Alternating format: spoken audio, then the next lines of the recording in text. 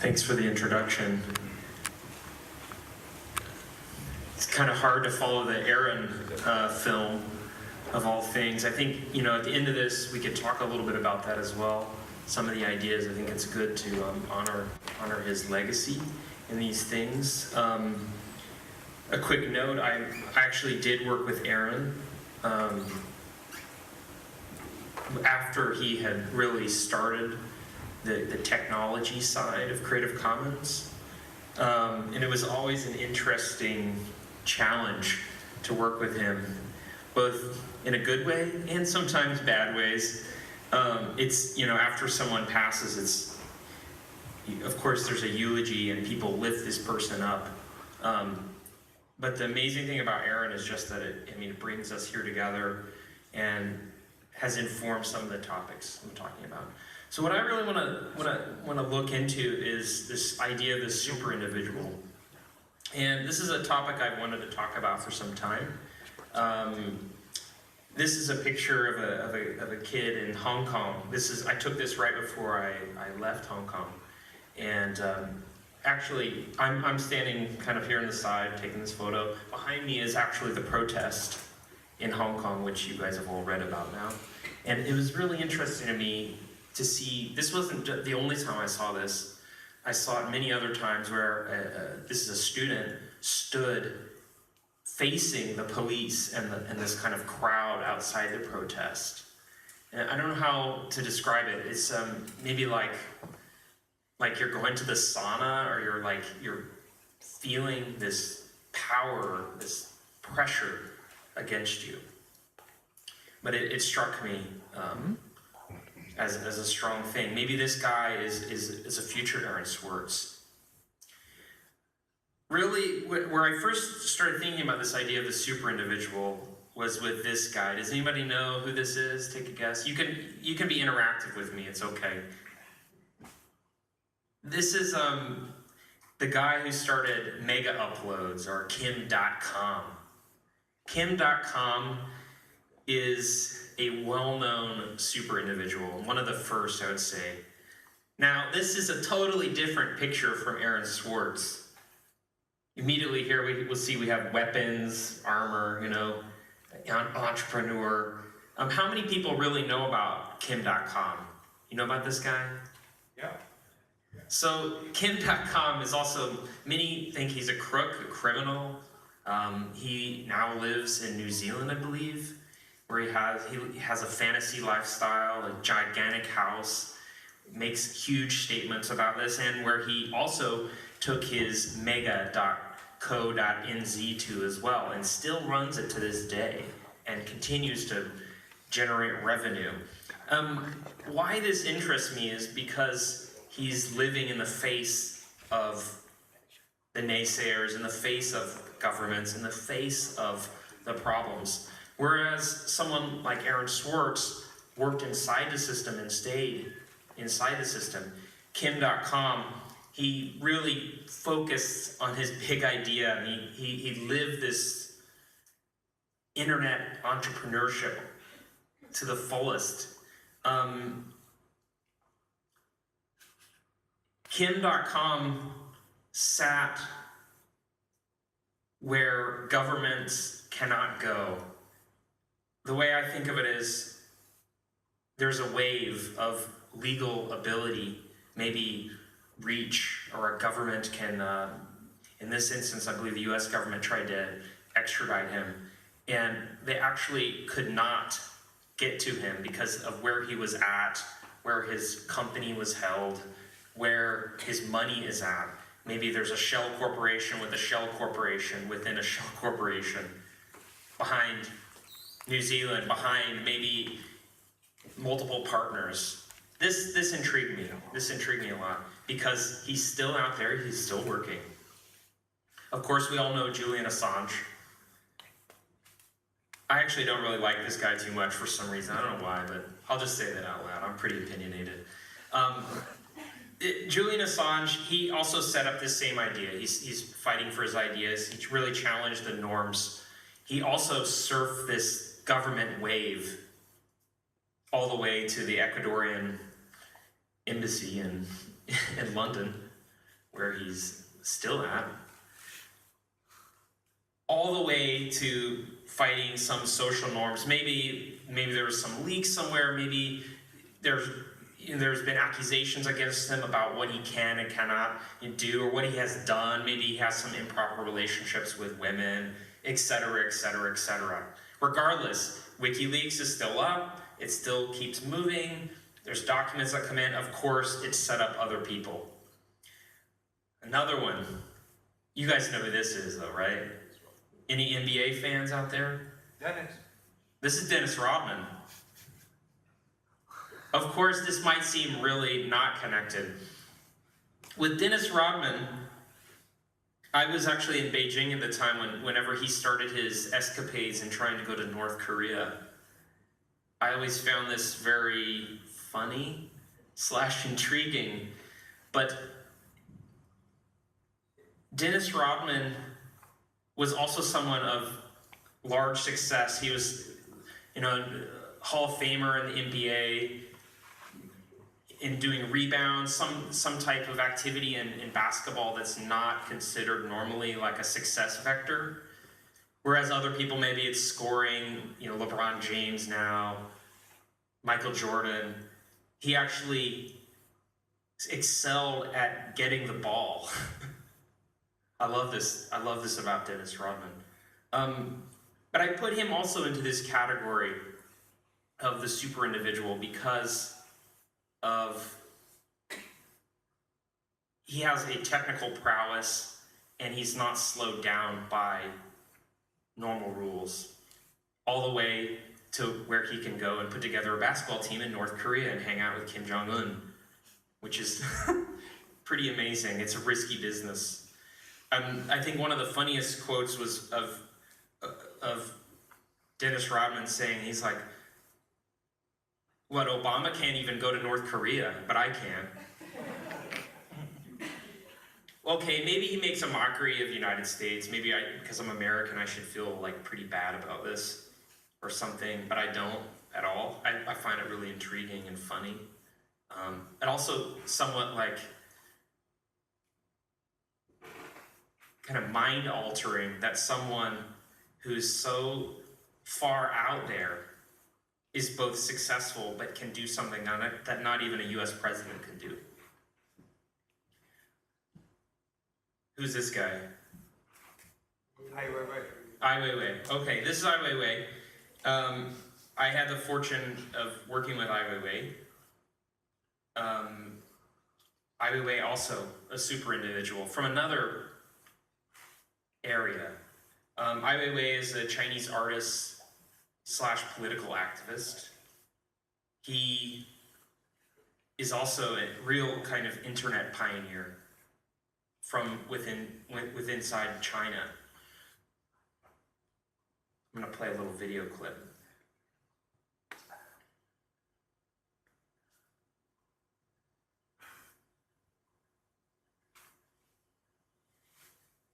I think maybe my message only has been maybe 10% or less being read by domestic viewers. And if I can get on China local internet, the message will be, I don't know, could be a few times louder or much louder.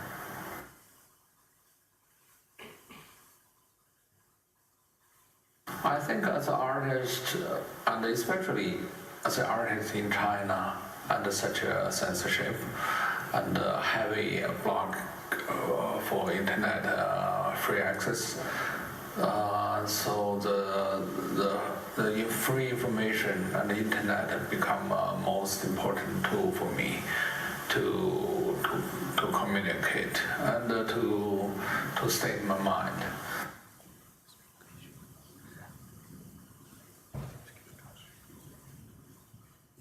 I think because freedom of expression has so much to do with art creativity or art activities, so we often have to be we often being pushed to the position we have to respond to the situation, which is very political. And every day, all our struggles somehow associated with this kind of effort. As artists, we have, of course, we want to improve our situation, which means independent thinking and the freedom of expression and communication. So by doing that, we become very political. And the communist society, the most powerful thing for them is try to blocking people to share information and to communicate about their feelings. Thus saith Ai Weiwei. I'm going to speak a little bit more about Ai Weiwei just because I've worked with him for a while. One of the interesting things about this super individual is the ability to play with culture. Ai Weiwei studied in the United States for 12 years. So he got a very close look at the police, at the freedom, at different issues.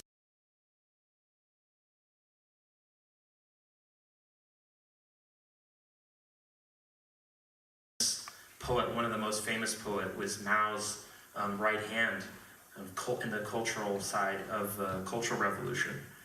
And during the Cultural Revolution, actually, Weiwei and his dad were sent to Xinjiang, the part now where you hear, if you hear any news about China having terrorism problems, it's where this happens in China. And he, from these two experiences, his artwork really grew. Another kind of interesting trait that has shaped Ai Weiwei into this mold is that he's actually a gambler, which is kind of funny. I don't know if anyone knew that. When he was put into jail for 81 days in China, there was one news article I read, I couldn't believe it. It actually said, it's like, hey, this is the Blackjack Association from this gambling, what's this? Outside of New York, there's the Atlantic City where people gamble, and they said, "Oh, we want Ai Weiwei out. We want our gambling buddy. He was a top-rated gambler playing blackjack in Atlantic City." So these kinds of things help brew this concept of who Ai Weiwei is. He's gambling with both Western culture, American media, and then also with the Chinese government and Chinese press. He's playing both sides, really. And if you really want to understand the way his system works, you should look at his Instagram account. Make sure you do that later. Take a look at his Instagram account, and you can see that he also learned how to move power. I think he has like 80,000 or 90,000 followers, and then there's 0 people he follows. It's interesting. I mean, for anyone who's also, an artist as well, it's a textbook. It's the best way if you want to understand how to build up your system of art creation and selling. But I'd also say that with Ai Weiwei, there's ability at amazing quality control.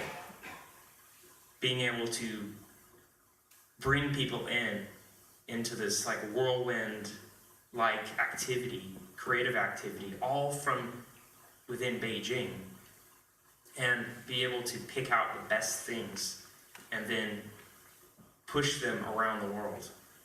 And this is all coming from a man who is supposedly under house arrest.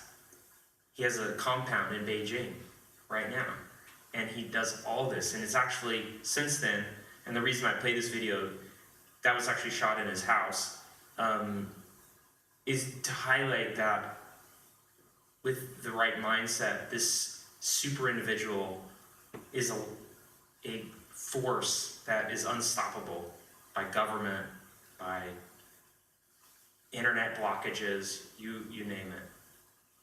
He has amazing timing. Of course, I have to also mention Snowden.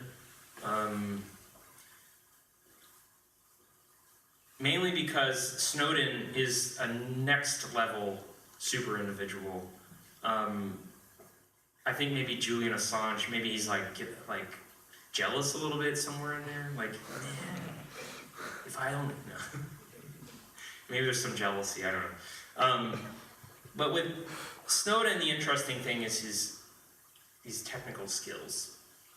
And for myself and what I do, as a software engineer of a company, Fabricators, I've always been able to code my way out of situations. Actually, it happened, I remember the first time it really happened, which was in Korea, South Korea, but I can tell that later, maybe over some drinks or something.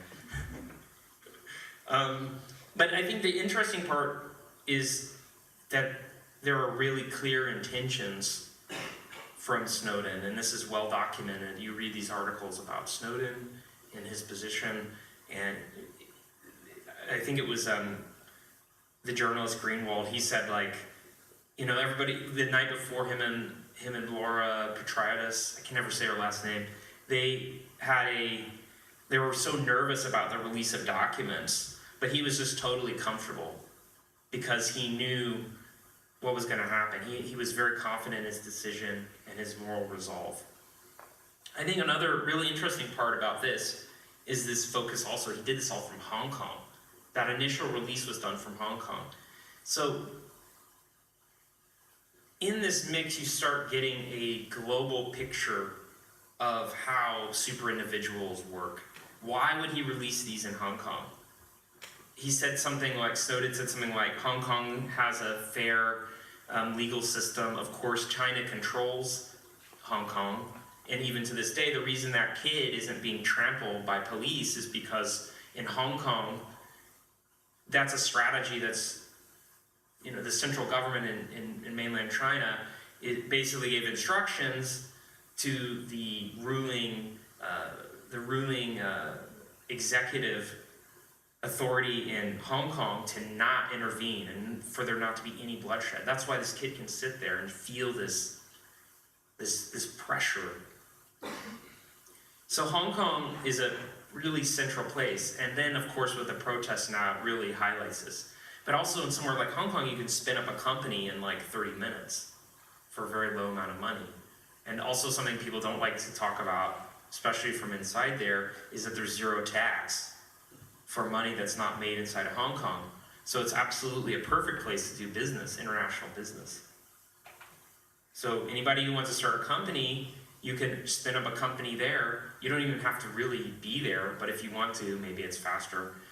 You can spin up a company, you can move money in and out of there, and you don't have to pay other than the normal, fees every year. So these things all start to come together. Of course, Snowden goes on to Russia, surfing the legal wave, the power wave,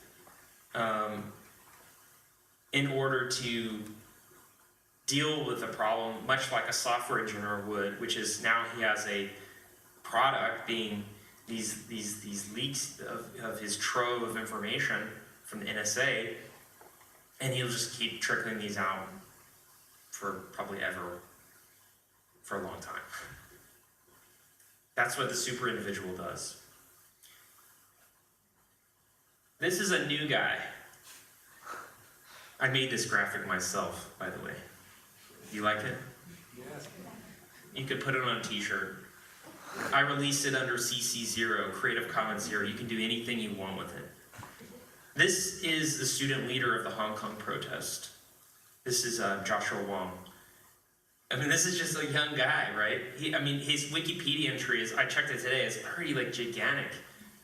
He is one of many student leaders, but he's the one that's kind of most well known right now. And he's having press conferences pretty much daily talking about the updated status of the Hong Kong umbrella revolution, umbrella movement. Maybe he's a super individual, maybe not. He might not want this. He is standing his own ground in Hong Kong.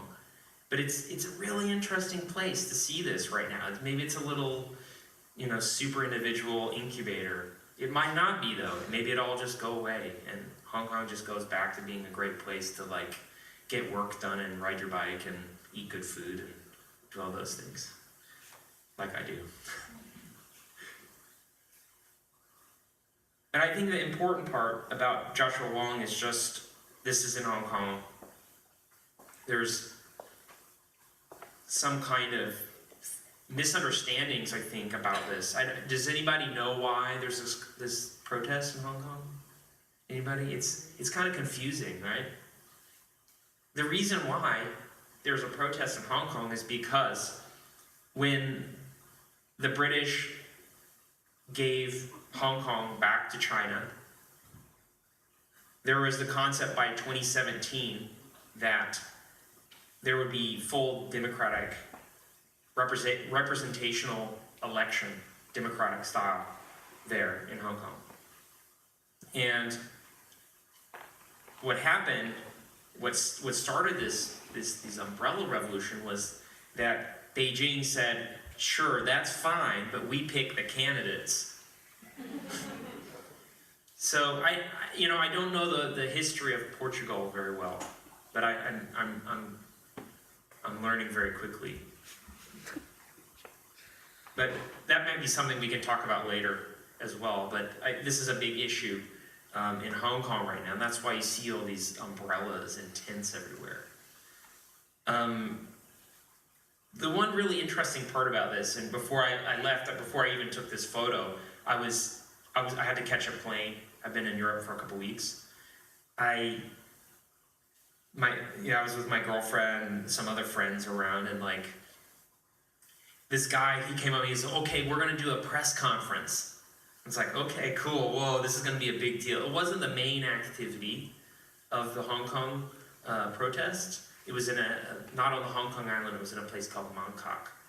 And so everybody's getting geared up. It's like CNN, all the news cameras, everybody's like, get ready, like, let's do this. And so this guy, then he gets up and he starts yelling and everything, like, yes, this is awesome, this is their thing, like whatever. This part of the protest is over. And we're gonna move to the main protest. And we're like, whoa, it's a big thing. And then I had no idea what's happening. They're also speaking in Cantonese, so I thought one guy said, let's eat, but he actually said, eat shit. So anyway, that's my own problem. But anyway, what these guys started like getting really mad and like they looked a little bit like Aaron, a little bit like, circles under the eyes, like really intense, whatever, started screaming at this guy, what is this? And then I found out, like, I was on my way to the airport or something, and my girlfriend said, oh, that was a fake press conference. I thought that was really I was like, what? I'd never thought of that before. So there's competing parties within this protest. So it's really interesting, and it's still kind of actively moving, but this is this kind of new style, super individual strategy. So what is not a super individual? I'm going to go through this quick. Say government. These are all up for grabs too. If you want to challenge it,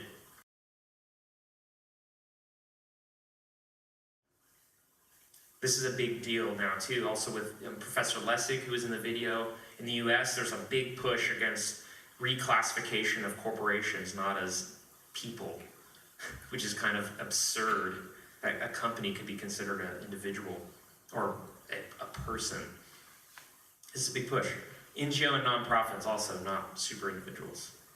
I would also say workers, mainly long-term support workers, are not really super individuals. The skills of a super individual.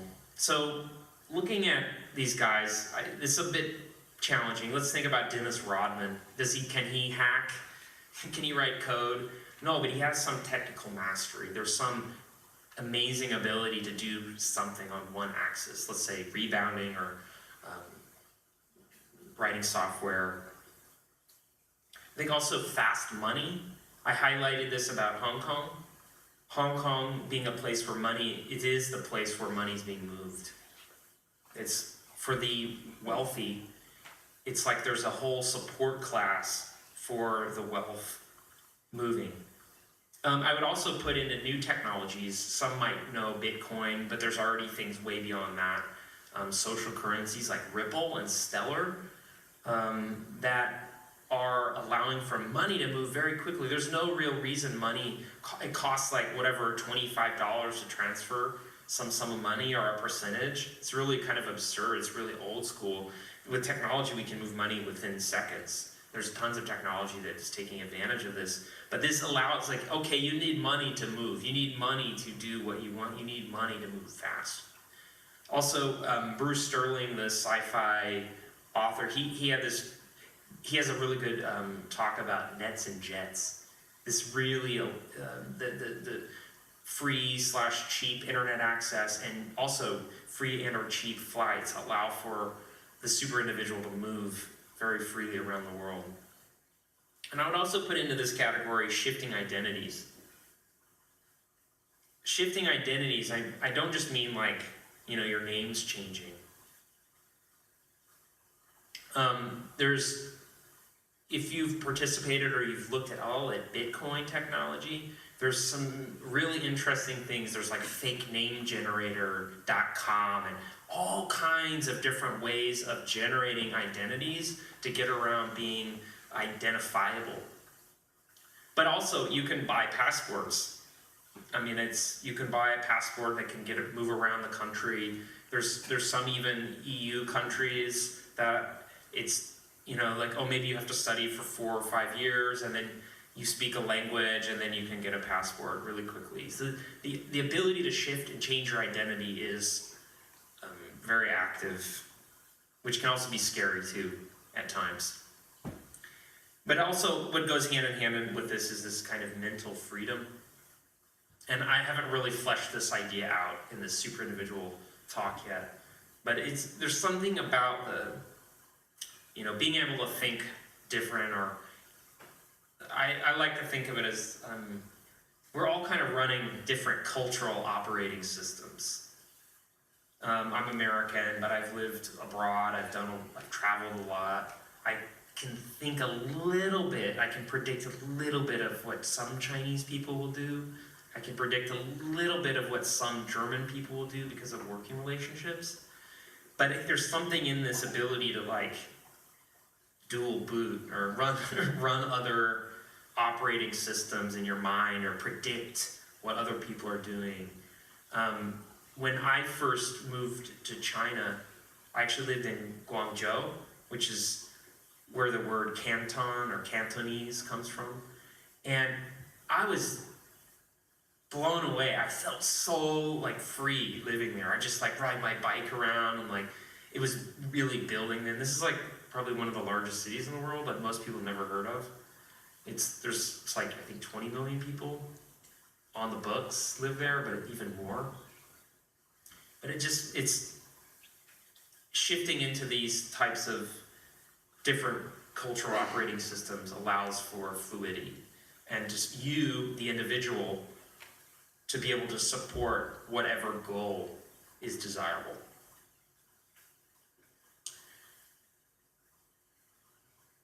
Aaron Swartz is really the lost one. I think that's why this film is so sad. My instinct whenever he passed away was I kind of got mad a little bit because it's like I kind of felt bad because I know a lot of these guys personally, Lessig and other people.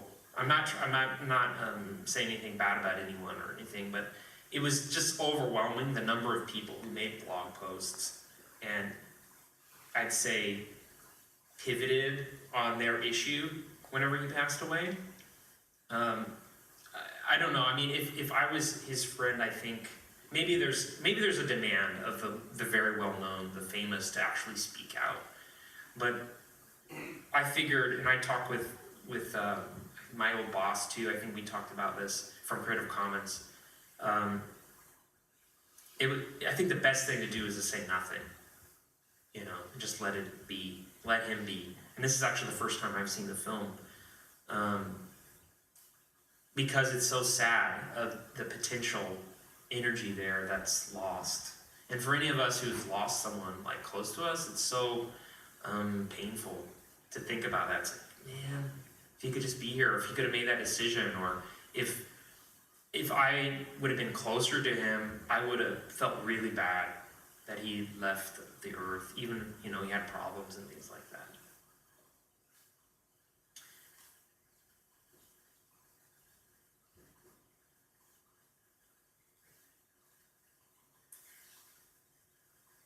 Yeah, Aaron, I work with him on the Creative Commons technology. The big project we work together on is this open library, openlibrary.org. And I had some crazy ideas about what to do there. Then he was in the driver's seat on this project, and I was working in Creative Commons. And from this project, I came up with a project that I guess still exists, which was to be able to create software to determine if some creative work on the internet was in the public domain. And I believe now there's some projects that continue this, trying to write software code to figure out these legal rules. Kind of boring, but yeah. But the interesting part is that the projects with Aaron led to this kind of reform. And that's an interesting decision. For me and my closest friends, we live around the world. I'm focused on the next level. I want to, I'm thinking about, hey, let's go to space. I want to keep moving, But what's interesting about Aaron is he really worked inside the U.S., inside the reform system, trying to reform the government. For me, my friends, I want to be in Portugal. I want to be, in China. I want to see other ways of looking at the problem, because I don't think that applying just one cultural lens is enough. I guess for me, working with Aaron, thinking about him as a super individual, he definitely bent laws. For me, I asked myself, why didn't he leave? Why didn't he go somewhere else? Why didn't he change his passport? Why didn't he do this? Why did he spend his money on that?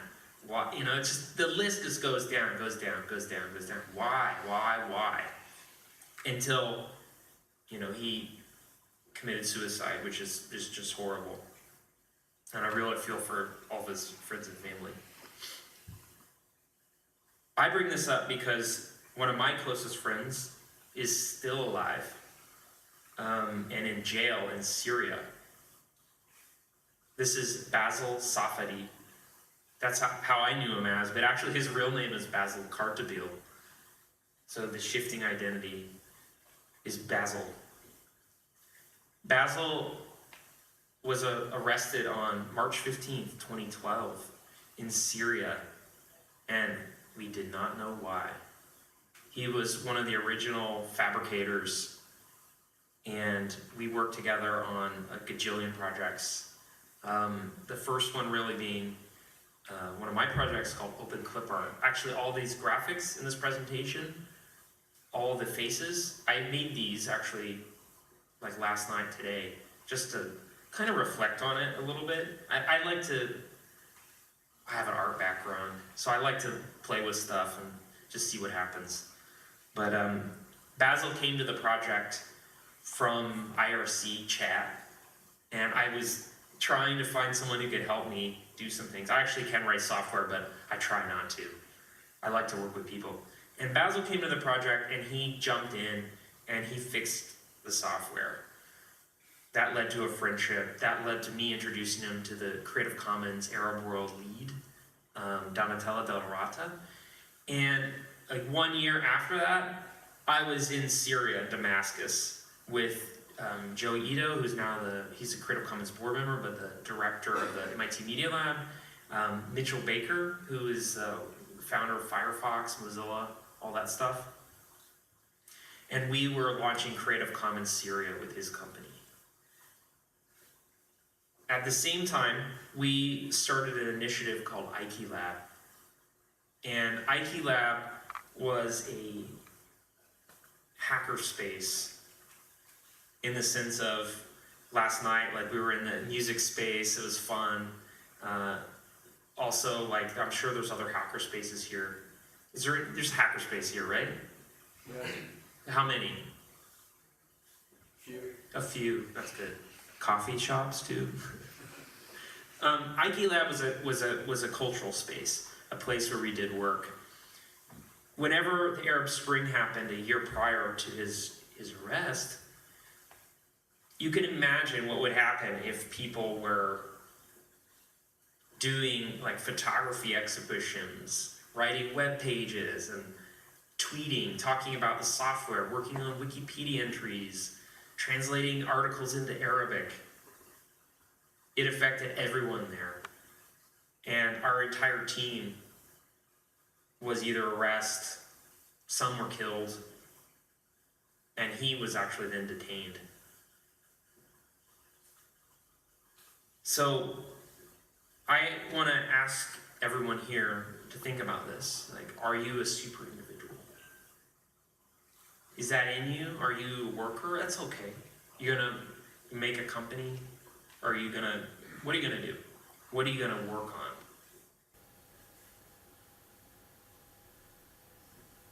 I mean, really, the super individual are our superheroes, or the anti-hero. Anti-hero as the superhero. They're who we look up to, just like Aaron Swartz, like Basil. With Basil, we've launched a project to get him out, a public campaign with his family. This is the freebasil.org project. And since then, there's been this Free Basil Day. There's actually a day where we celebrate on March 15th. We'll celebrate another one coming up. If he's not out by then, celebrate just his life and what he's doing. But he's still alive. You know, that's important. We have to remember, it's like people try really hard, but while you might be an individual, if you leave the herd, you go too far, maybe you have to do something drastic. These are some images from Free Basil and Free Basil Days.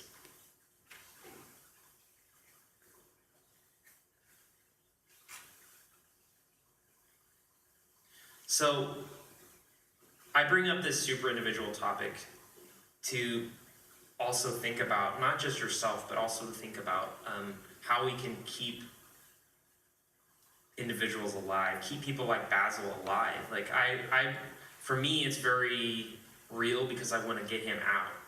You know, Ai Weiwei is in China. He's alive. He's not detained. That's great. I love it if he could get out too. For other people, you might know, maybe they're also in this trajectory.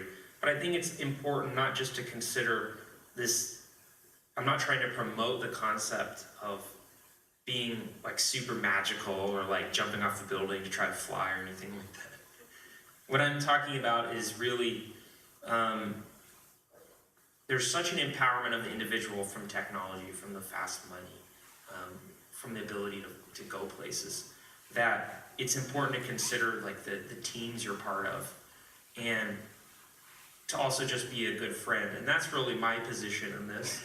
I'm really just trying to be a good friend to people I know who are also super individuals. So that's it for me. I'm pretty much done now. Rise of the super individual. This was a photo I took in Hong Kong. Another one I took this day. I was kind of blown away by this one. I didn't really know what this guy was doing, but I went up and asked him about it, and he said, there's a problem because of the computer now. People can write whatever they want, and it has such a big impact. So I decided to stand here in the Hong Kong protest and just think about that. So think about it. Thanks.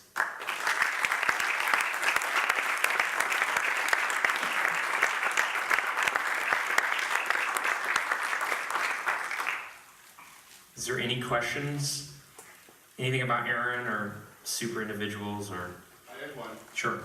You didn't put anonymous in the super individual category, or it didn't refer to them. So either in super individual or not. So what about anonymous? They are super individual? It's a good question. I didn't put them in there. I mean, for me,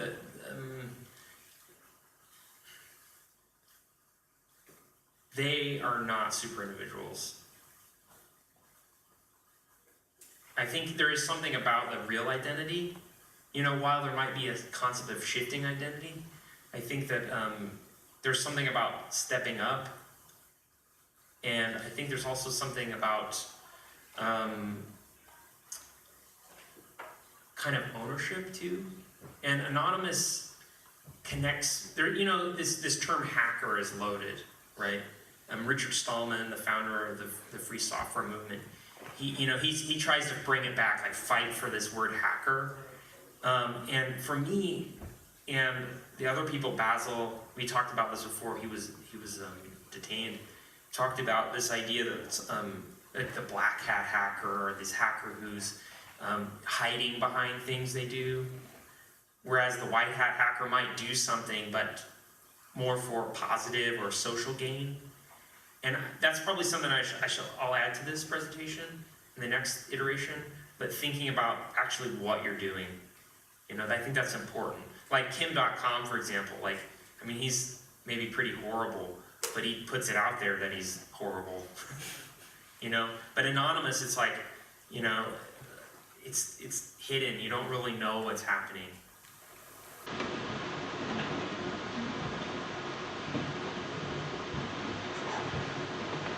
Anybody else? Anything about Aaron? Maybe I can say something. I finished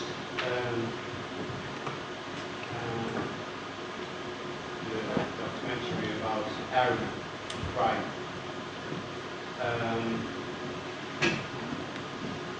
About anger, about injustice, about fight for what is right, for its moral and ethical. And I review myself in some ways, Aaron, in Aaron's profile. Even a tiny step. Don't because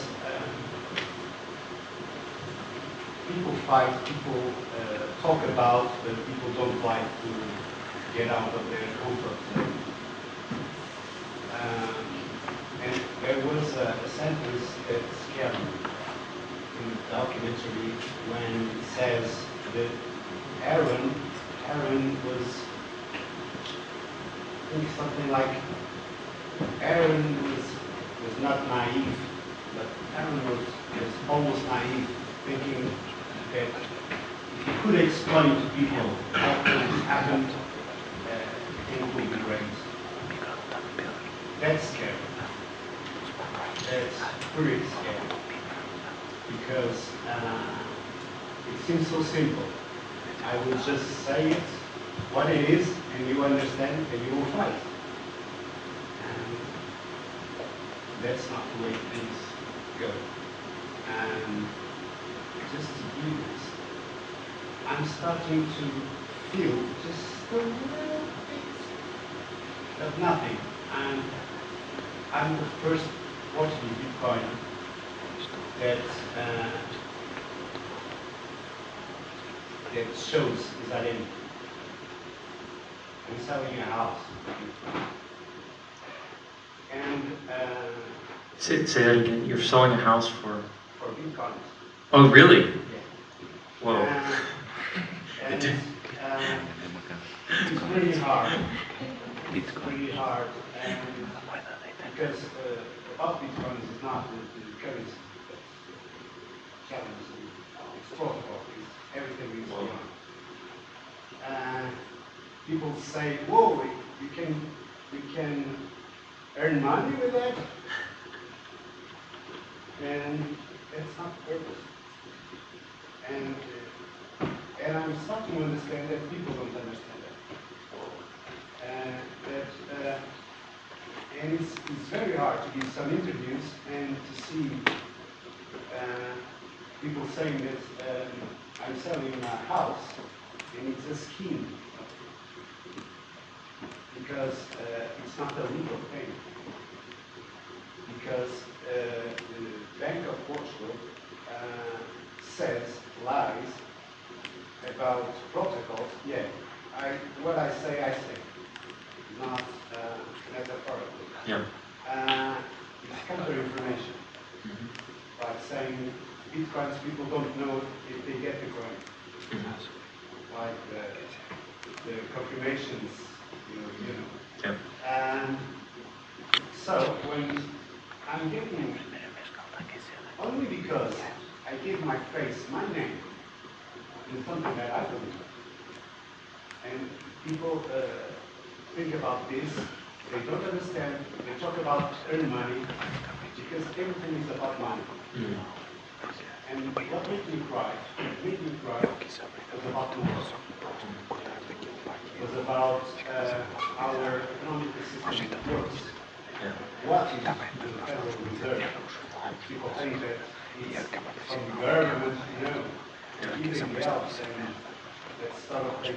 And sometimes when I talk to people, some of the things people say, no, it can't be. Yeah. And it pisses me off. I hear This you. is almost like Yeah. You're going. I get it. it's a moral issue. Yeah. Sure. I'm not a super individual. Maybe not yet. Far from that. But I think that if I want a better world, I have to get out of my comfort zone. Yeah. That's totally true. Yeah. That's good. Yeah. More power to you. And I will be fine. I will be fine. Yeah, I mean, I guess that's why, with Aaron, it's really interesting is that he did stay and fight. Other people maybe did not stay and fight. Like, there's that criticism of Snowden that he did not stay and fight, right? Why didn't he do it from within? But he couldn't do it from within because it wasn't possible. He had to move outside of. But, yeah, I hear you. Be careful in the Bitcoin. That's interesting, though. Because, as I said to you, it's not Yeah. Cool. It's far beyond that. Yeah. We should talk about that one more. We should talk about it more when we go outside. I think we have another question. Yeah, John, thanks for this. Very, very thought-provoking. I'd just like to go back to the notion of the anti-hero and the hero. Yep. Just before this talk, we were having a quick chat, and Yep. I suggested that it's interesting that we're living in a time where pretty much all the world leaders at this point have a bad reputation. Everyone in this room in Portugal probably either agrees or has heard today that the Prime Minister is a thief and the President is a jerk and everything else. That's the current narrative, pretty much. It's interesting to see that all of a sudden, what used to be the hero, our leaders, our great leaders, that take good care of our wealth and future, all of a sudden crumble into. I think this super individual concept is interesting as a counterpoint, but I can't see it clearly yet. Yeah. And it fascinates me that you've been able to bundle, pardon the expression, Kim.com and Aaron Swartz, who clearly have very, very different agendas and probably a different set of morals and everything. And I'm not even saying here that he is a good one and a bad one. Yeah. But I'm fascinated by the concept or the idea, or the possibility that one Hewitt can bring these two together. Do you struggle with that? How do you bring all these? Oh, totally. I mean, into one? no, I wanted to put these ideas together. Like I haven't given this talk before, and I actually haven't talked in some time. I decided I wasn't. When you run a business, it's like when you talk publicly, you're give off your location, right? So you have a lot of different interests in what you're saying. And then if you're working with people, you know, especially well-known individuals, then you become more scrutinized. So you might say one thing and then you get like 10 emails or 10 phone calls or something, you know, that make your life very difficult. So this idea came about from kind of life narrative going through like Kim.com or like talking with certain people in this stack of names, you know, thinking about them, thinking about what they're doing, how does it relate. I'm not saying I agree with any of them, and we might all have different kinds of feelings about them, but I think there's something about thinking about it as a thought experiment, in some kind of thought experiment. And even like while I was even talking in the end, I was sort of thinking a bit more about like, I'm like I love my family, you know, like, and my friends and stuff. So there's some thing where you like could be someone like Kim.com, you know, this like luxury house, but then maybe he has no friends. I've talked to a lot of people who knew him. They're like, it's like, I hate this guy. Like, I knew him when he was in Germany, in Berlin, and he was a crook. He stole money from me or something. And you hear that, and you're like, whoa, you know. But like, you know, back to the house thing, I think the reason that that's so interesting and why someone might have more desire to stand their ground has to do more with their family and friends than it does with a government or something abstract, something actually quite real. So for me, it's like, my family, my parents, they live in Missouri in the middle of the United States. I've kind of trekked out of the United States through San Francisco, through China, or whatever, but I still spend a bunch of time in the US. And my parents are there. I mean, of course, paying taxes and these things are important to me. I want my parents to have a good life, you know? So I think those things, the real factors come into play. So while it might be an interesting thought exercise to bundle together like seemingly disparate people with their crazy ambitions, there's something about the craziness that can connect. But I think that there's also something interesting. There's like this, in popular culture, such a push right now, this like, you know, like Marvel, all these like films, it's like taking over like a Hollywood system, and there's something about these stories, and you know, we were talking about this last night after the sound event. It's like, oh, of course it makes sense that people make sound with their laptops. It's like every mode of production, every worker has its own artwork. You know, so, yeah. Thank you. Just to reinforce, I think what Aitor has said, and taking your answer into account, I would say that the concept of super individual is so interesting and stimulating, as also very risky. Because I think I understand your idea of life narratives, and they're very important. And the intention,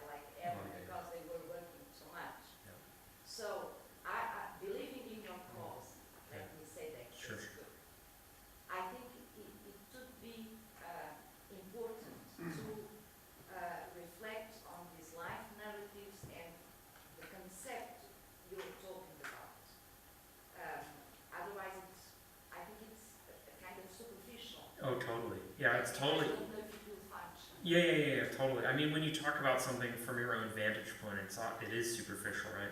Because it's coming from yourself. You can't analyze something like that, right? I mean, it takes other sources, but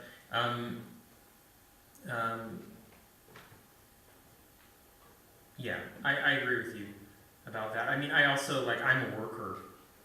Like, I'm a soldier, you know? So I'm not trying to downplay workers or soldiers or non-internet workers or non-super individuals at all. But, I mean, you gotta start somewhere. And, you know, we develop these theories to be able to interact with the world and to be able to try to communicate the importance of certain ideas. For me, the idea has some, I've noticed when talking about it, that it's had some teeth. You know, allows you to talk about some more complicated things than just saying, oh yeah, this guy, like this guy. I used to write, I used to do the academic stuff, but I don't now. Can I follow up with that? I'll be brief. You just opened up a whole set of new questions. Good. Well, sushi's waiting, but it can't wait because this is better, I think. Did you say sushi? Yeah. Oh man, I'm really hungry now. Well, Lynn, I think what you're saying is interesting. Yes, we run the risk of forgetting the long list of unspoken heroes, but maybe that's exactly the point here, is the distinction between storytelling, individual narrative, and mythology. This is the field of mythology, isn't it? It's about people who become larger than themselves and become archetypes. And maybe that's actually my question. Aren't these actually fundamentally different archetypes? That's interesting. That's a really interesting way to look at it. I'll have to think about that one some more, but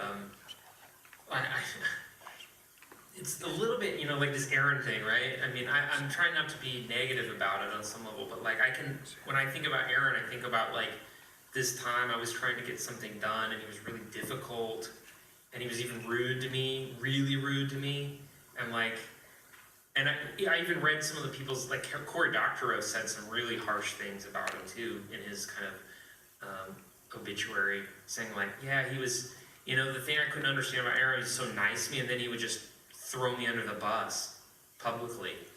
And, you know, so it's really interesting to think about on one level, like watching this film, it's like, man, this guy, it's like amazing.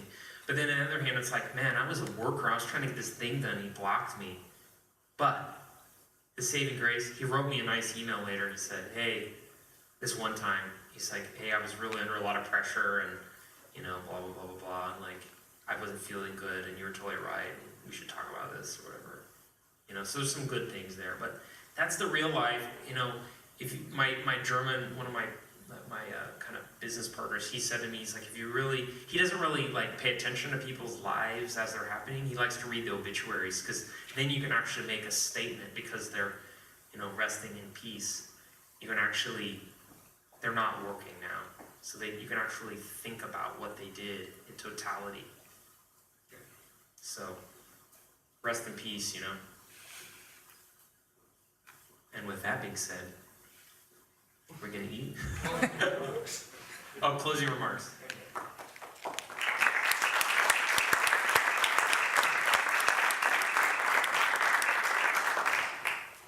As always, thank you so much for being part of Future Places. You are Future Places. Every year we talk about how great things are, and it occurs to me just how different it is every year. One of the commonalities that I identify is surprise. And in the best possible way, every year as I sit in Austin, Texas, and try to help as much as I can with remote planning, which is not very much, but I do what I can, I always wonder in the best possible way, what the heck is gonna happen this year? And it's great. I mean that in a very good way. It's always wonderful surprise watching the interactions and the topics and the personalities come together and catalyze different ideas, and I've always really enjoyed it. Future Places is a dynamic, continuous living thing, and I look forward to being part of it next year. It is an honor, and thank you.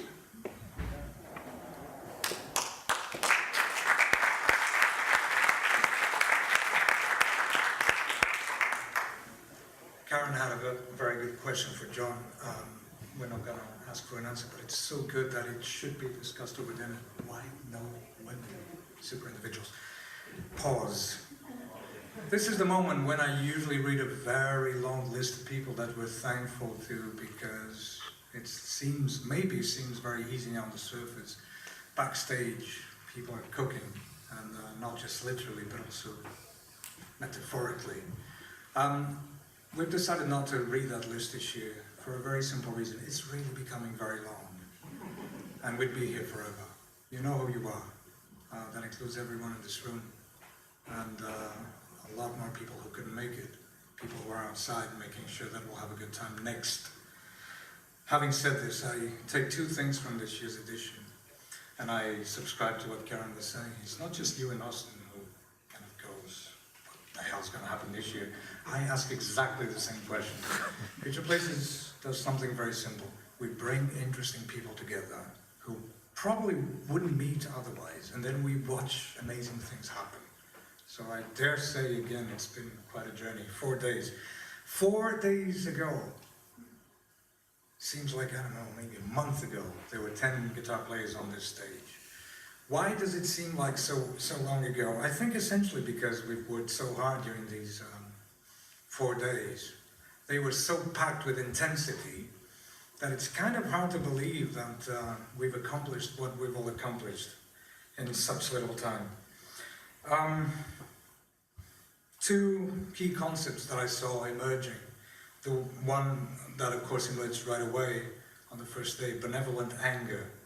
It's a concept that I want to explore further, and I think is worth pursuing, because there is an anger in the air, but if we fall into the trap of making it poisonous, then there's no hope. The second concept is, I believe, a willingness to walk into unknown creative territories. The exercise with Auntie Fluffy today was essentially a psychological experiment. We were looking and watching how every individual sat down in front of something that they couldn't, for their lives, figure out what the hell it was. Some people did it very gracefully. Some people just embraced it and hugged it. Some people ran away and decided not to do it. So this kind of leap of faith into the unknown, I think, is also a characteristic that emerged and is worth preserving from this edition. I think that was also very evident on the various workshops where people just kind of went for it. What the hell is biological radio? Hey, let's find out, right? I still don't know because I couldn't attend it. I can't resist still, regardless of it being unfair, thanking our special guests, Gillian York, who had to go, but she opened this adventure this year, Len Massey, Jaime Monares, John Phillips, of course, thank you so much, everyone else. And I would like to leave you with an idea. Future Places is usually 4 to 6 days of crazy activity, very intense, as I said. Sometimes I regard it as a parenthesis, because literally I put my life on hold, right? I put my email on auto-reply, some of you probably received it. I am at Future Places, I'll be back next month, or next week, sorry. Okay, so I think in my mind I have this idea of Future Places as a nice little parenthesis of utopia. Over the last few months I've been rehearsing the idea that maybe Future Places is not the parenthesis, maybe it's the opposite. Life outside of this is the parenthesis, and this is how it should be. So, I will not say see you next year. I'll say see you tomorrow, because we're going to continue this tomorrow. But before that, sushi and a concert. Thanks.